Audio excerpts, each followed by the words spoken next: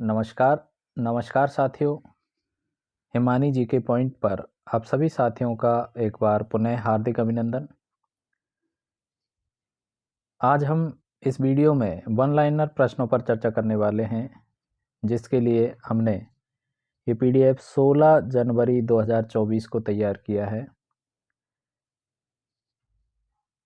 इसके लिए निर्देशन में हमने काम किया है शैलेंद्र सर के निर्देशन में। कई और साथियों ने भी हमारा इस वीडियो को बनाने में साथ दिया है। हालांकि ये वीडियो बहुत छोटा है और पूरी टीम बड़े स्तर पर कार्य कर रही है। कुछ समय बाद फ्लैट पैनल पर आपको पढ़ाएंगे। देखते हैं आज के प्रश्नों को एक एक करके।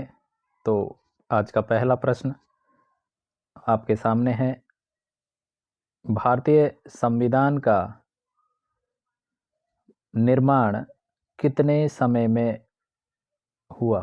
तो आप सभी इसको बेहतर तरीके से जानते भी हैं, ये सामान्य सा प्रश्न है। तो 2 वर्ष 11 माह और 18 दिन में भारतीय संविधान निर्मित हुआ। चलते हैं अगले प्रश्न पर। वर्ष 1928 में किस समिति ने भारत में अधिकारों के घोषणा पत्र की मांग उठाई थी? तो उस समिति का नाम है मोतीलाल नेहरू समिति। अगले प्रश्न पर चलते हैं। भारत में वयस्क मताधिकार की न्यूनतम आयु वर्ष निर्धारित की है। तो 18 वर्ष हमारे यहाँ आयु निर्धारित है, वो आप सभी बेहतर तरीके से जानते भी हैं। और अगले प्रश्न पर चलते हैं। जनहित याचिका की शुरुआत भारत में कब से मानी जाती है? तो वो है 1979 से। अगला प्रश्न, भारत का सर्वोच्च न्यायालय कहाँ स्थित है? तो आप सभी बहुत बेहतर तरीके से जानते हैं, दिल्ली में स्थित है। हालांकि भारत में जो सुप्रीम कोर्ट है, जो कि सबसे बड़ा न्यायालय होता है, और वो आपके दिल्ली में स्थित है। प्रत्येक राज्य में एक सुप्रीम न्यायालय होता है, उसको उच्च न्यायालय के नाम से जानते हैं। तो चलते हैं अगले प्रश्न पर। आपके सामने है, गांधी जी की राजनीतिक पुस्तक का नाम क्या है? गांधी जी की राजनीतिक पुस्तक का नाम है हिंद स्वराज। अगला प्रश्न, अस्पृश्यता या छुआछूत का अंत संविधान के किस अनुच्छेद में हमें देखने को मिलता है? तो वो है अनुच्छेद 17। चलते हैं अगले प्रश्न पर। भारतीय नागरिकता अधिनियम कब पारित हुआ? तो वो 1955 में पारित हुआ। अगला प्रश्न, प्रायद्वीपीय पठार की सबसे ऊंची चोटी कौन सी है? तो वो अनाईमुडी है। अगले प्रश्न पर, अनाईमुडी चोटी की ऊंचाई है तो 2695 मीटर है। अगले प्रश्न पर चलते हैं। अलकनंदा व भागीरथी का संगम स्थल कहलाता है, वो कहलाता है देवप्रयाग। अगले प्रश्न पर बात करते हैं, बंगाल का सूख कौन सी नदी कहलाती है? तो वो दामोदर नदी कहलाती है। अगला प्रश्न, दक्षिण भारत की कौन सी नदी दक्षिण भारत की गंगा कहलाती है?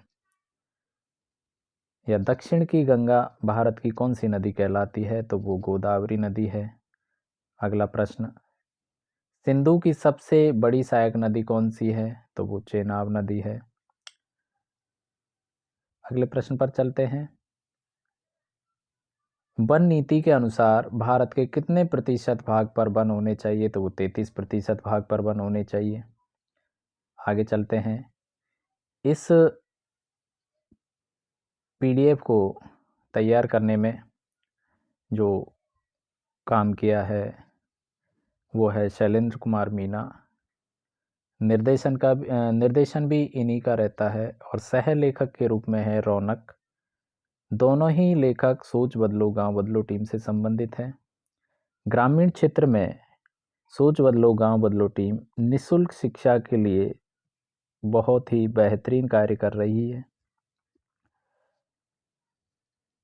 आप सभी को भी आवश्यकता है सोच बदलो गांव बदलो टीम से जुड़ने की। अपने विचार हमारे साथ साझा कीजिए कि ग्रामीण क्षेत्र में हम किस प्रकार से ज़रूरतमंद और गरीब बच्चों के लिए निःशुल्क प्रतियोगी परीक्षाओं की तैयारी की बेहतरीन रूपरेखा बना सकें, उनके लिए बेहतर प्रयास कर सकें, क्योंकि आज भी समाज का एक बड़ा तबका अपनी गरीबी की वजह से बेहतरीन शिक्षा प्राप्त करने से वंचित है। तो आइए साथियों, चलते हैं उत्थान की ओर, एक कदम बढ़ाते हैं उत्थान की ओर। जैसा कि आप सभी साथी नीचे देख पा रहे हैं, यहाँ पर आपको नाम दिख रहे हैं संतराम जी।